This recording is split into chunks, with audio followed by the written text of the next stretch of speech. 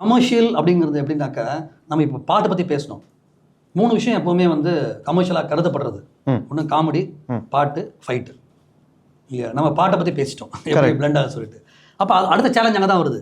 ஏன்னா அந்த 3மே நமக்கு கிடைக்கிற டூல்ஸ், அது என்கேஜ் பண்ணுறதுக்கு அது வந்து கண்டிப்பாக தேவை. ஆனால் எகைன் அதையும் வந்து கதையோடு மிக்ஸ் பண்ணணும்னு ஒன்று இருக்கு இல்லையா? அங்கே தான் வந்து அதில் வந்து விஷயம். இப்போ வேலாயுதமில் பார்த்தா அந்த அனந்தங்கச்சி ட்ராக் வந்து அவ்வளோ பர்ஃபெக்டாக இருக்கும். அதில் பர்டிகுலர் எனக்கு ரொம்ப ஃபேவரட் வந்து அந்த ட்ரெயினில் வந்து அந்த புளி சாதம் சாப்பிட்ற விஷயம். உப்மா ரொம்ப தப்புமாங்கிறது இல்லையா? ஸோ எதுக்கு சொல்ல வந்துன்னா, அதில் பர்டிகுலராக ஐடியா வந்ததுக்கப்புறமா ஆக்சுவலாக காமெடிக்கு லாஜிக் பார்க்கக்கூடாதுன்னு சொல்லுவாங்க. நான் எல்லாத்தையும் லாஜிக் பார்த்தேன். லாஜிக்கை ஆன்சர் பண்ணது தான் அந்த காமெடியை. இப்போ நீங்கள் லாஜிக்கில் வந்து இவன் சாப்பிட்டாங்களா இல்லையா அப்படின்னா, நான் வந்து என்னமோ நான் சமைச்சதால டேஸ்ட் தெரிய மாட்டேங்குது, அந்த லாஜிக்கை ஆன்சர் பண்ணுறோம். இவன் சாப்பிட்டாலா இல்லையான்னு சொல்லிட்டு, இல்லை அண்ணன் போன சீசன்லேயே பிரியாணி வாங்கி கொடுத்துச்சு அப்படின்னு, இது எப்படி நடந்துச்சு கேப்லன்னு சொல்லிட்டு அந்த விஷயம் வரும். ஹன்சிகா ஏன் வந்து சந்தோஷமாக சாப்பிட்றான்னா லவருக்காக, அவங்க அப்பா ஏன் சாப்பிட்றா அப்படின்னா பொண்ணுக்காக.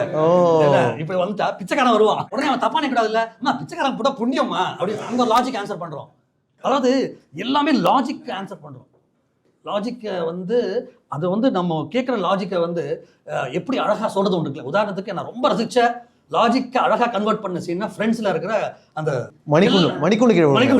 அது வந்து நான் அவரை பார்த்தா நானும் ரொம்ப கஷ்டம் சிரிக்கிறது. என்ன நான் வந்து பழசா அப்படிங்கிற டமால் சீட்டு கீழே வந்துட்டேன். நான் கடிகாரம் பழசா சொன்ன உடனே அது கிளாஸ் ஆஃப் காமெடி. அது இப்படி பார்த்து இப்போ ரசனை வந்து நாம் சின்ன விஷயங்களுக்கு சிரிக்கிறோமா, உன்னை நான் வந்து கிச்சிச்சு முன்னாலும் சிரிப்பேனி, அது முக்கியம் கிடையாது. இல்லை உன்னை மனசார சிரிக்க வைக்க தான் முக்கியம். அதுக்கு வந்து ஒரு டேஸ்ட் தேவை.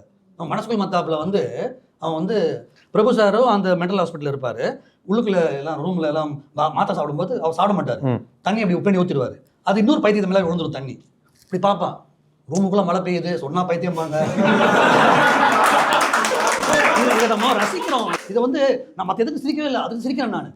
அப்போ எப்படி வளர்றோன்னு இருக்குல்ல.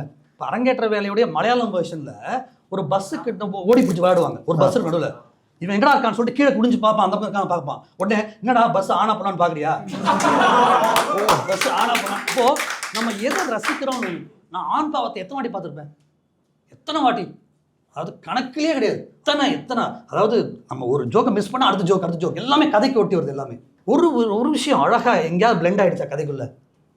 Call 9498010101 to avail 1 month free internet. Krishinet, India's fastest customer support. Certified by Google, trusted by Indian Air Force, Greater Chennai Police and 20,000 families.